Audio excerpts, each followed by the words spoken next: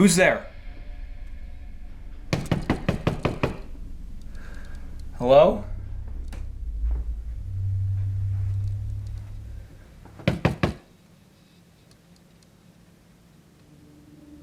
Oh no.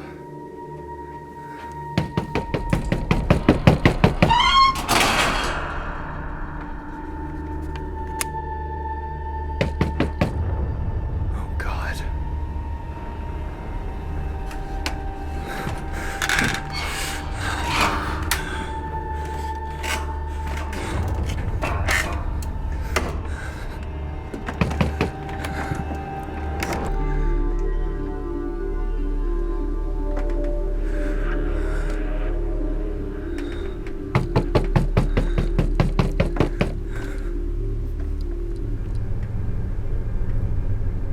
Oh my God. Shit.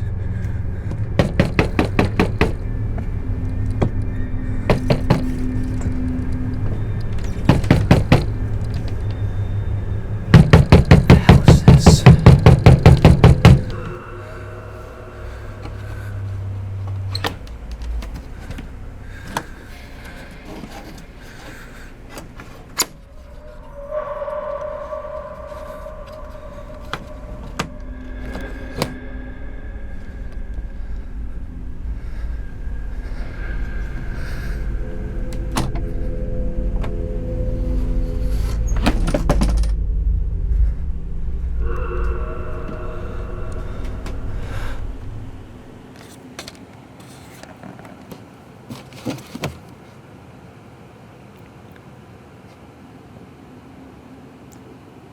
Dude, these book promotions are getting weirder and weirder.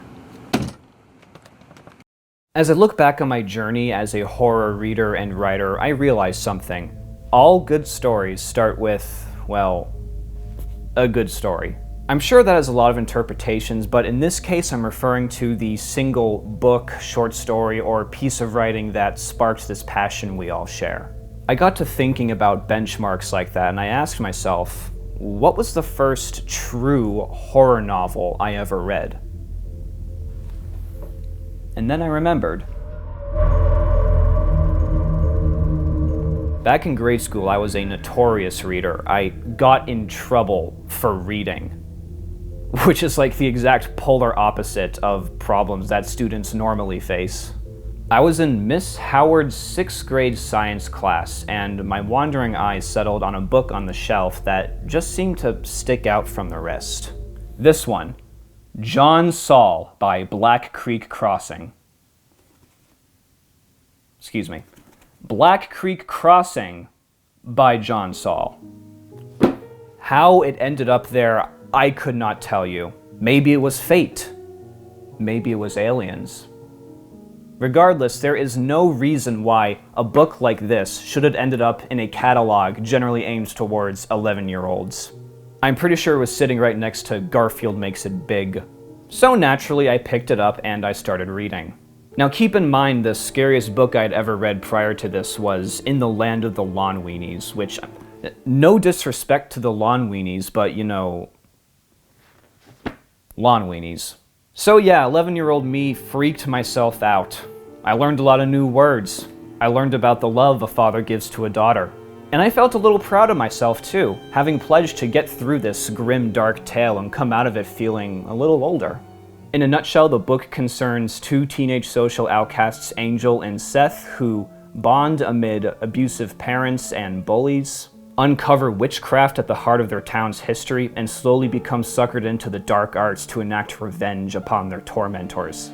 And as I was reading it, despite the unfamiliarity and discomfort associated with a kid that age reading a mature book like this, I thought that something seemed off. Remember, I haven't read a proper horror novel before, and even then I recognized that things seemed weird, and not in a good way. Back then, I couldn't really place why. So dwelling on all that, and with a decade's worth of reading and writing behind me, I thought there was no better opportunity to revisit the book that, in my mind, has started it all. I bought it and began reading. And yeah, Now more than ever, I know my misgivings were valid. Now, I haven't read any John Saul beyond this, so I can't speak to the author's overall style, but as someone who's gone to read a shit ton of Stephen King, getting through this book was kind of a chore. And don't get me wrong, there are good things about it. The protagonists are likable and engaging enough, there's some good creepy imagery and settings, and the violence and gore hit home, which I like. But otherwise, you just have the most standard, small-town, bullied kids, dark supernatural subtext story you could possibly write. The main problem for me was the side characters. Like most stories like this, they are just the biggest assholes on the East Coast. You've got your alcoholic father who, of course, becomes a kitty fiddler. You've got your over-religious, overbearing mother. You've got your stock teenage bullies who have literally nothing better to do with themselves. And you also have assholes just for the sake of being assholes, I guess. I get that the point is to make them as unlikable as possible so that you don't feel bad when their uppances come, but for the love of God, make them interesting. And while most do get what's coming to them, it's not really satisfying. And some of these side characters are just forgotten around the 80% mark. They were a complete waste of ink. We never know what becomes of them or what they think about the events that transpired beforehand.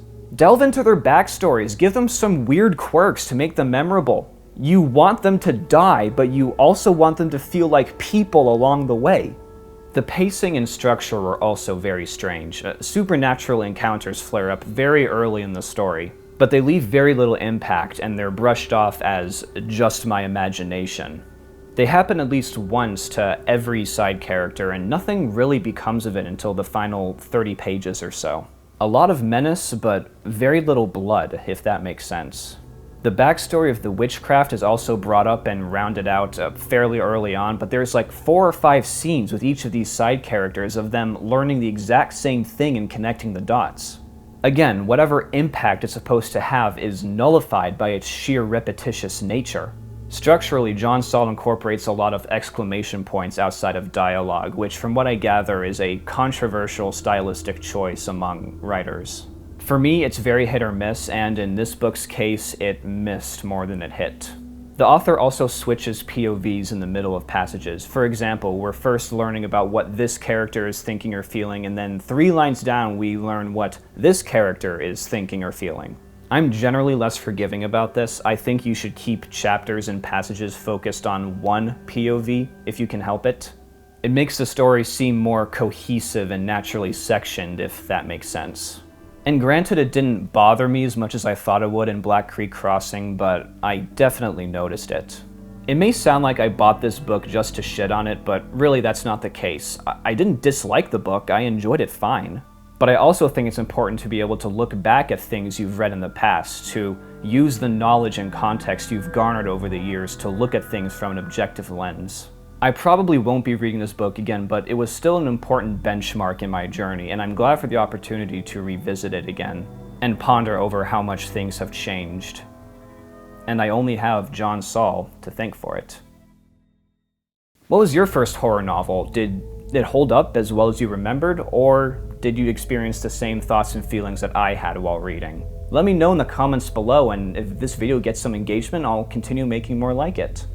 And hey, if you like what you've seen, don't forget to subscribe and hit that bell notification so you can never miss my face again. That might not be the best pitch. Bye! And now for some shameless plugs. Ugh, for God's sake, what now?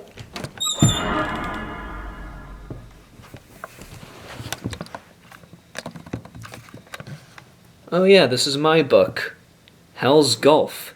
For those of you who like your horror with a bit of zany comedy and an overabundance of salt. You can check out the links in the description below.